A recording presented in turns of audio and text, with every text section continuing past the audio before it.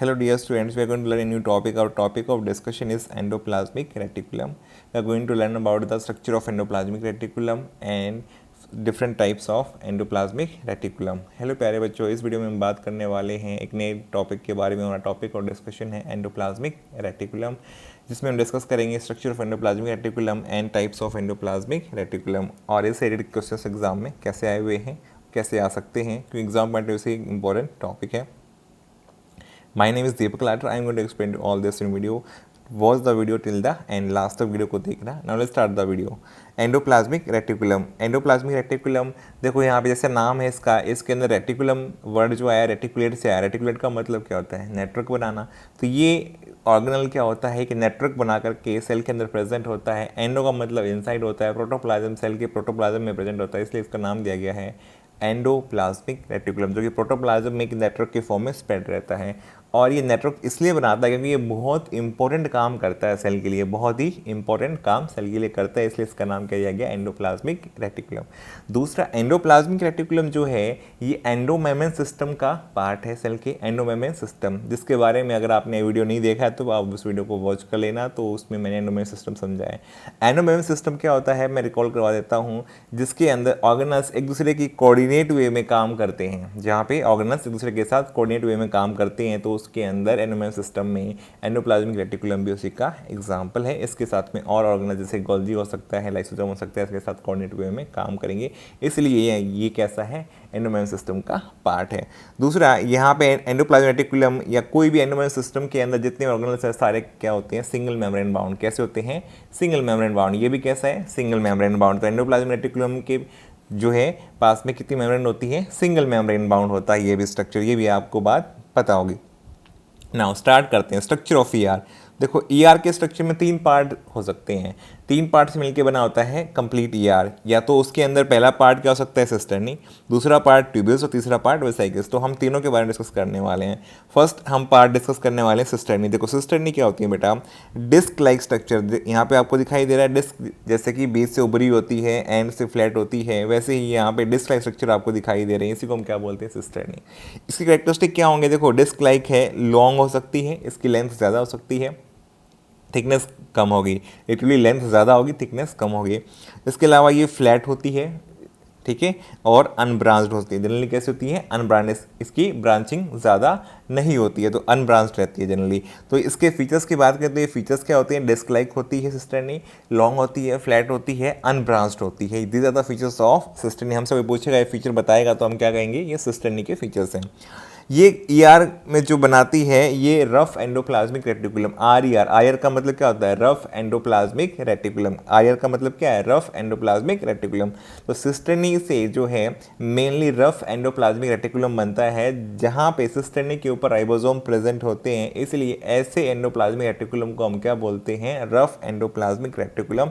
क्योंकि वहाँ पे राइबोसोम प्रेजेंट होने से अपीयरेंस रफ दिखाई देती है, इसलिए ऐसे एंडोप्लाज्मिक रेटिकुलम को हम नाम क्या देते हैं? Rough endoplasmic reticulum. और ये किससे बने होते हैं?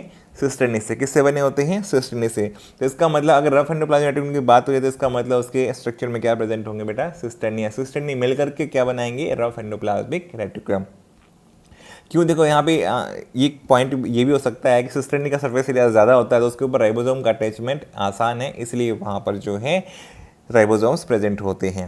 दूसरा, सेकंड पार्ट क्या आता है इसके स्ट्रक्चर में बेटा? ट्यूब्यूल्स। क्या पार्ट आता है? ट्यूब्यूल्स। जैसे यहाँ पे दिखाई दे रहा है ट्यूब लाइक स्ट्रक्चर्स हैं, ठीक है, तो ट्यूब लाइक स्ट्रक्चर्स प्रेजेंट हो सकते हैं।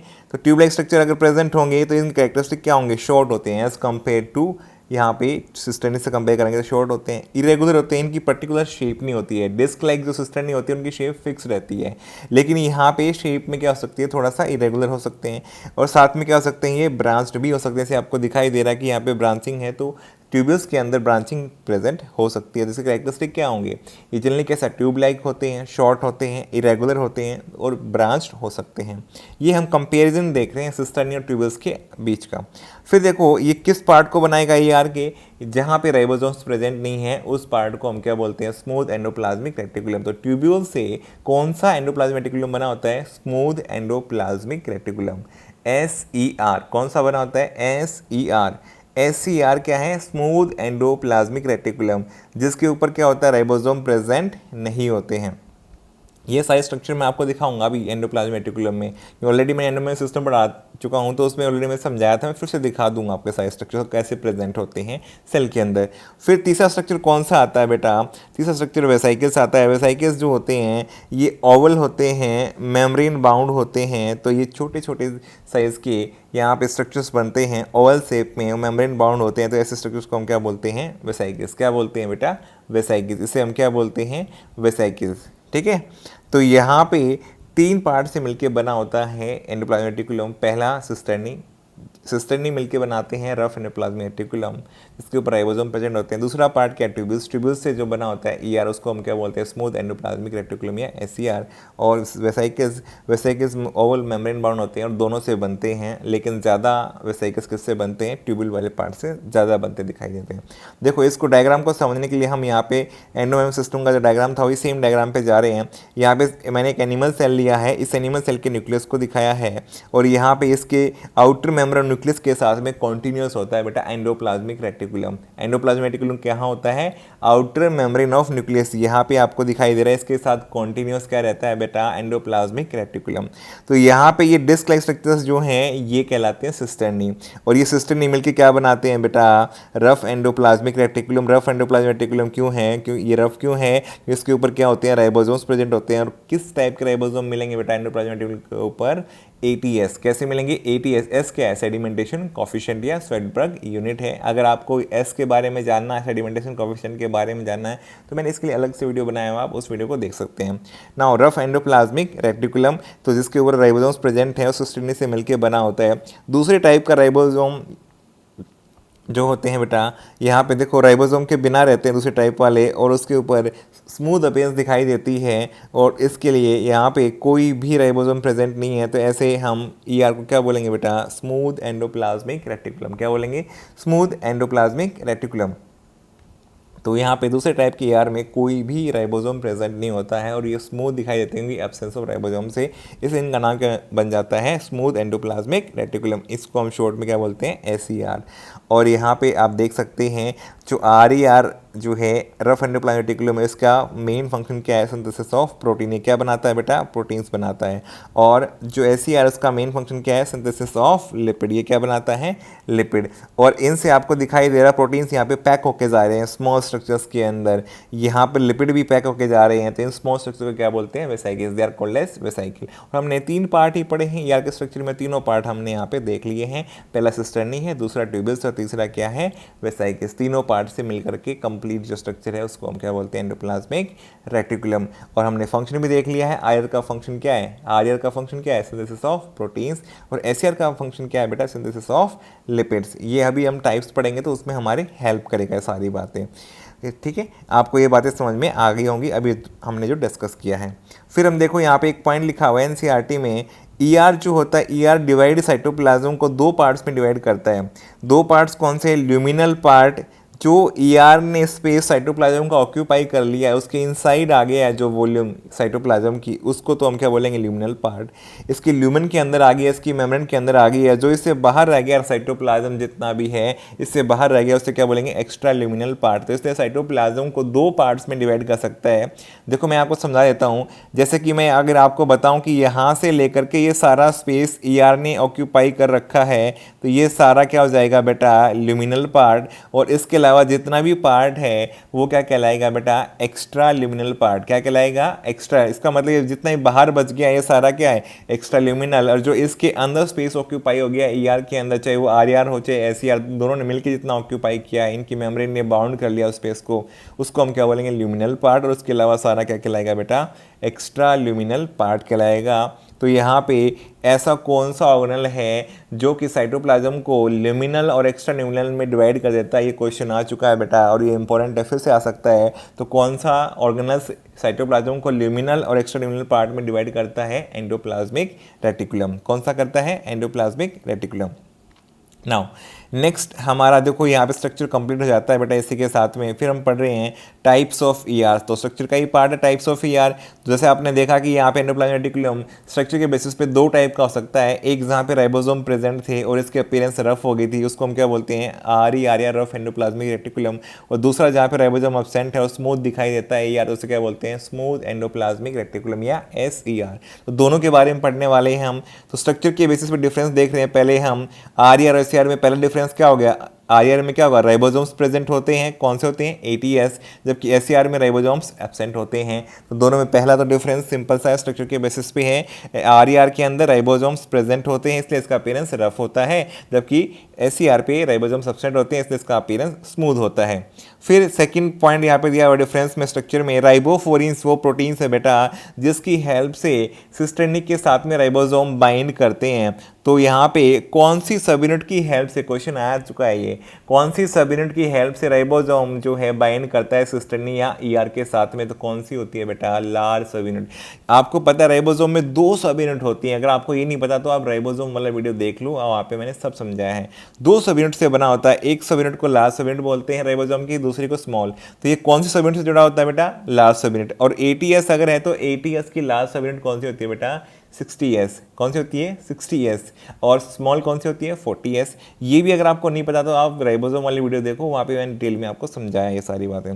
देखो यहाँ पे 60s लास्ट सब यूनिट है एटीएस की, इसी से बाइंड करेगा। और कौन से प्रोटीन हेल्प करेंगे बेटा, राइबोफोरिन, जिसके दो टाइप हो सकते हैं 1 और 2। तो आर में राइबोसोम्स को बाइंड करने के लिए एक तो लास्ट सब यूनिट से बाइंड करते हैं, और कौन से प्रोटीन की जरूरत पड़ती है, राइबोफोरिन्स प्रोटीन 1 और 2 की हेल्प होती है। बट एग्जाम में क्वेश्चन आ चुका है बहुत इंपॉर्टेंट, कौन सी सब यूनिट की हेल्प से राइबोसोम बाइंड करते हैं ईआर के साथ में, कौन सी, लास्ट सब यूनिट कौन सी होती है, 60s। राइबोफोरिन्स एसईआर में एब्सेंट होते हैं, यहाँ पे प्रेजेंट नहीं रहते हैं। तीसरा पॉइंट देखो डिफरेंस में बेटा, आर में जनरली किस तरह के स्ट्रक्चर होते हैं, सिस्टर्नी, किससे बना होता है, सिस्टर्नी प्रेजेंट होते हैं। जबकि एसईआर में क्या होते हैं बेटा, ट्यूब्यूल्स प्रेजेंट होते हैं। एसईआर में क्या होते हैं, ट्यूब्यूल्स प्रेजेंट रहते हैं। तो सिस्टर्नी प्रेजेंट होते हैं आर में, और एसईआर में क्या होते हैं बेटा, ट्यूब्यूल से बना होता है एसईआर। अगर कंपेयर करोगे तो बेटा disc like structure cisternae most stable होते हैं, और ट्यूब लाइक स्ट्रक्चर्स जो हैं, ट्यूब्यूल्स जो होते हैं या एसईआर जो बनाते हैं, वो लेस स्टेबल होते हैं। देखो स्टेबल ट्यूबुल वाला भी है, ऐसा नहीं कि नहीं है। यहाँ पे बात क्या हो रही है कि यहाँ पे इंडिविजुअल यूनिट की स्ट्रेंथ की बात हो रही है। अगर आप डिस्क की स्ट्रेंथ देखोगे ज़्यादा हो गया as compare to tube, tubes भी बहुत सारी ले लोगे ना तो उनकी स्ट्रेंथ ज़्यादा हो जाएगी, उनकी बढ़ जाएगी। तो रिलेटिवली कह रहा है कि अगर आप इंडिविजुअल यूनिट को कंपेयर कर सकते हैं तो उसमें सिस्टर्नी जो है इसकी स्टेबिलिटी ज़्यादा है, मोस्ट स्टेबल है एज कम्पेयर टू ट्यूब्यूल्स या एसईआर से ज़्यादा स्टेबल कौन सा होगा, सिस्टर्नी से बना स्ट्रक्चर आरईआर, कौन सा होगा, आरईआर। तो ये दोनों में रिलेटिव कंपेरिजन चल रहा है, स्टेबल दोनों ही है, ऐसा नहीं स्टेबल नहीं है, दोनों स्टेबल, लेकिन इन दोनों में से आरईआर मोस्ट स्टेबल है और एसईआर लेस स्टेबल है कंपैरेटिवली। फिर आते हुए स्ट्रक्चर के बेसिस पे हमने देखा कि यहाँ पे इसके अंदर जो है कौन कौन से पॉइंट हैं। एक तो राइबोसोम के बेसिस पे हो गया था, राइबोसोम आरईआर में प्रेजेंट है इसलिए रफ दिखाई देता है। एसईआर में राइबोसोम एब्सेंट है। राइबोफोरिन्स आरईआर में प्रेजेंट होते हैं क्योंकि राइबोसोम को अटैच करवाना है इसलिए राइबोफोरिन प्रेजेंट है, एसईआर में एब्सेंट है। और सिस्टर्नी आरईआर के अंदर प्रेजेंट होते हैं और इसी से बना होता है आरईआर, और ट्यूब्यूल्स बनाते हैं एसईआर को, इसलिए मोस्ट स्टेबल कौन है बेटा, RER as compare to SER. चलो अब नेक्स्ट पॉइंट है हमारा डिफरेंस में, इसी के साथ फंक्शन भी पढ़ लेते हैं हम स्ट्रक्चर के अलावा। तो मेन फंक्शन आरईआर क्या होगा, आरईआर के पास में राइबोसोम है, आरईआर के पास में राइबोसोम है, और राइबोसोम अगर है तो वहाँ पे राइबोसोम क्या बनाते हैं, प्रोटीन्स। तो इसलिए आरईआर का मेन फंक्शन क्या है बेटा, सिंथेसिस ऑफ प्रोटीन्स। क्या है, सिंथेसिस ऑफ प्रोटीन्स। जबकि एसईआर का मेन फंक्शन क्या है, सिंथेसिस ऑफ लिपिड्स। क्या है बेटा, सिंथेसिस ऑफ लिपिड्स। लिपिड्स कौन बनाता है बेटा, SER smooth endoplasmic reticulum. Proteins कौन बनाता है, रफ एंडोप्लाज्मिक रेटिकुलम या आरईआर। अब नेक्स्ट कंपैरिजन देखो, यहाँ पे सिक्रीशन का दिया हुआ है बेटा। सिक्रीशन का मतलब क्या होता है, जो यूजफुल प्रोटीन होते हैं वो बाहर भेज दिए जाते हैं, लेकिन उनको बाहर भेजने से पहले मॉडिफाई किया जाता है। मॉडिफाई करने का काम कौन करता है बेटा, गोल्जी बॉडीज। तो ऐसे प्रोटीन्स हो सकता है, कुछ ऐसे प्रोटीन भी होते हैं जो सेल से बाहर नहीं भेजे जाते हैं, तो हो सकता है बिना मॉडिफिकेशन के ही सेल के अंदर रख लिया जाए, या मॉडिफिकेशन के बाद भी रख लिए जाते हैं, लेकिन जिनको हम बाहर भेज देते हैं इंपॉर्टेंट प्रोटीन्स को, तो उनको हम क्या बोलते हैं बेटा, सिक्रीशन प्रोसेस बोलते हैं। ऐसे प्रोटीन्स को बोलेंगे सिक्रीटरी प्रोटीन्स। ये सारा मैंने राइबोसोम में समझाया है, अगर आपने वो वीडियो नहीं देखे तो आप उन वीडियो को देख सकते हैं। सिक्रीशन वाले प्रोटीन्स कौन बनाएगा बेटा, मेनली प्रोटीन का सिक्रीशन ज़्यादा होता है एज कम्पेयर टू लिपिड देखा जाए, तो इसलिए सिक्रीशन का काम कौन करता है, आरईआर। फिर कहता है कि बेटा synthesis of steroidal hormone. Steroidal hormones कौन बनाता है बेटा, एसईआर स्मूथ एंडोप्लाज्मिक रेटिकुलम। ये क्यों बनाता है, क्योंकि स्टेरॉयडल हार्मोन का नेचर कैसा होता है, लिपिड नेचर। कैसा नेचर होता है, लिपिड नेचर। तो इससे आपको समझ में आ गया, कोई भी लिपिड वाली चीज़ अगर बनानी है सेल के अंदर तो कौन बनाएगा बेटा, स्मूथ एंडोप्लाज्मिक रेटिकुलम। कौन बनाएगा, स्मूथ एंडोप्लाज्मिक रेटिकुलम। और अगर प्रोटीन वाली बनानी है तो कौन बनाएगा बेटा, RER एंडोप्लाज्मिक रेटिकुलम। जैसे कि यहाँ पे स्टेरॉयडल हार्मोन का एग्जांपल है, मेल के अंदर टेस्टोस्टेरोन मिलता है और फीमेल के अंदर प्रोजेस्टेरोन। तो ये लिपिड नेचर के होते हैं, इसलिए ये सेल के अंदर कहाँ बनते हैं बेटा, ऑर्गेनिज्म की बॉडी में, उसकी सेल्स के अंदर कहाँ बनेंगे बेटा, ये SCR के द्वारा बनाए जाते हैं। तो ये 2 पॉइंट्स आपको क्लियरली समझ में आ जाने चाहिए यहाँ पे, जो फंक्शन के बेसिस पे थे। फिर एक छोटा सा टॉपिक दे रखा है बेटा, यहाँ पे मैंने हल्का सा इसके बारे में क्वेश्चन आ चुका है। एक तो दे रखा है सार्कोप्लाज्मिक रेटिकुलम। ये क्या होते हैं बेटा, ये SCR का ही मॉडिफिकेशन है। सार्को का मतलब होता है स्केलेटल मसल्स। मसल्स के अंदर जो हैं सेल, उनकी सेल्स के अंदर जो एंडोप्लाज्मिक रेटिकुलम उसके स्ट्रक्चर को हम क्या बोलेंगे, सार्कोप्लाज्मिक रेटिकुलम, जो कि क्या है, स्मूथ एंडोप्लाज्मिक रेटिकुलम, ट्यूब्यूल से बने हुए हैं, राइबोसोम नहीं है इसलिए, ठीक है। इसलिए क्या बोलेंगे, सार्कोप्लाज्मिक रेटिकुलम, जो कि स्ट्रक्चरली सिमिलर टू SCR है। और SCR का फंक्शन क्या है, अभी हमने पढ़ा, सिंथेसिस ऑफ लिपिड्स। क्या है, सिंथेसिस ऑफ लिपिड्स। लेकिन यहाँ पे सार्कोप्लाज्मिक रेटिकुलम में लिपिड नहीं बनाते हैं, SCR क्या बनाते हैं, स्टोरेज ऑफ कैल्शियम, क्योंकि इसके लिए कैल्शियम का स्टोरेज करना ज़्यादा ज़रूरी है स्केलेटल मसल की कॉन्ट्रैक्शन करवाने के, रिलैक्सेशन करवाने के लिए। तो इसलिए यहाँ पे इनका फंक्शन जो है स्टोरेज ऑफ कैल्शियम है कि सिंथेसिस ऑफ लिपिड। तो ये पॉइंट ध्यान रखना है आपको, ये आपके मसल कॉन्ट्रैक्शन जब पढ़ेंगे तो वहाँ पे बहुत यूज़ में आएगा कि सार्कोप्लाज्मिक क्या करते हैं, स्टोरेज ऑफ कैल्शियम करते हैं। इसके अलावा एक छोटा सा पॉइंट ये रखा है, माइक्रोजोम। माइक्रोजोम क्या होते हैं बेटा, जब हमने इनके स्ट्रक्चर्स के बारे में पढ़ना चाहा, इनके फंक्शन के बारे में समझना चाहा, तो हमें क्या करना पड़ा, सेल से एंडोप्लाज्मिक रेटिकुलम निकालना था। तो हमने सेंट्रीफ्यूगेशन किया, फिर उसको जो एंडोप्लाज्मिक रेटिकुलम निकला उसके भी टुकड़े तोड़ लिए हमने, ताकि हम समझ पाएँ कि RER जो उसका फंक्शन क्या है, SCR का फंक्शन क्या है। तो जब हमने तोड़ा तो हमें एक टुकड़ा मिला, सेंट्रीफ्यूगेशन करने के बाद, ER को तोड़ने के बाद टेस्ट ट्यूब में जो है, जो ये छोटा सा टुकड़ा मिला बेटा, ये ट्यूब के अंदर ये क्या है बेटा, ये सिस्टर्निक और साथ में राइबोसोम है। सिस्टर्निक का छोटा सा पार्ट है और साथ में राइबोसोम दिखाई दे रहा है। ये RER का छोटा सा फ्रेगमेंट है, इसी को क्या बोलते हैं, माइक्रोजोम। तो अगर इन विट्रो मतलब होता है लैब में, लैब कंडीशन में स्टडी करने के लिए, या टेस्ट ट्यूब जो होते हैं, या लेबोरेटरी ग्लासवेयर में स्टडी करने के लिए जो है, अगर हम यहाँ पे स्टडी करते हैं तो स्टडी को हम क्या बोलते हैं, इन विट्रो स्टडी। क्या बोलते हैं, इन विट्रो स्टडी। तो जो छोटा सा पार्ट हमने निकाला ना बेटा, मैं यहाँ पे छोटा सा पार्ट RER का, जिसपे राइबोसोम भी प्रेजेंट है, to study the function of endoplasmic reticulum, उस छोटे से पार्ट को हम क्या बोलते हैं, माइक्रोजोम। तो RER का छोटा सा फ्रेगमेंट जिसके सिस्टर्नी के साथ में क्या है, राइबोसोम्स प्रेजेंट है, इसको हम क्या बोलते हैं, माइक्रोजोम। तो हमने किसने निकाला, to study the function of endoplasmic reticulum, या इन विट्रो स्टडी करने के लिए हमने ऐसा किया था। और ऐसा हम करते रहते हैं, अगर हमें यहाँ पे काम करना हो एंडोप्लाज्मिक रेटिकुलम से रिलेटेड, तो वहाँ पर भी ऐसा काम करने के लिए हमें क्या बनाना पड़ेगा, छोटा सा फ्रेगमेंट निकालना पड़ेगा, उससे हम क्या बोलेंगे, माइक्रोजोम। तो माइक्रोजोम जो है मोस्टली छोटा सा फ्रेगमेंट है ER का, जिसके साथ में राइबोसोम भी थे, तो इसको क्या बोला गया, माइक्रोजोम। आई होप आपको ये पॉइंट क्लियर हो गया होगा जितना हमने इस वीडियो में डिस्कस किया है। हमने डिस्कस किया बेटा स्ट्रक्चर के बारे में। स्ट्रक्चर में 3 पार्ट हैं, सिस्टर्नी हैं, ट्यूबल्स हैं, वेसाइकल्स हैं। फिर देखा कि ER जो साइटोप्लाज्म को 2 पार्ट में डिवाइड करेगा, लिमिनल एक्स्ट्राल्युमिनल, वो पढ़ा हमने। साथ में हमने फिर यहाँ पे टाइप्स ऑफ ER पढ़े, 2 टाइप्स के, RER और SCR, दोनों के डिफरेंसेस देखे स्ट्रक्चर के बेसिस पे, दोनों के फंक्शन देखे। RER का मेन फंक्शन देखा, सिंथेसिस ऑफ प्रोटीन्स, और SCR का मेन फंक्शन देखा, सिंथेसिस ऑफ लिपिड्स। तो ये सारा हमने इस वीडियो में डिस्कस किया है। आई होप आपको सारे पॉइंट क्लियर हो गए होंगे। तो वीडियो आपको अच्छा लगा, वीडियो को लाइक करो, कमेंट करो, चैनल पे नए हो चैनल को सब्सक्राइब करो, अपने फ्रेंड्स के साथ शेयर करो। Thank you for watching the video.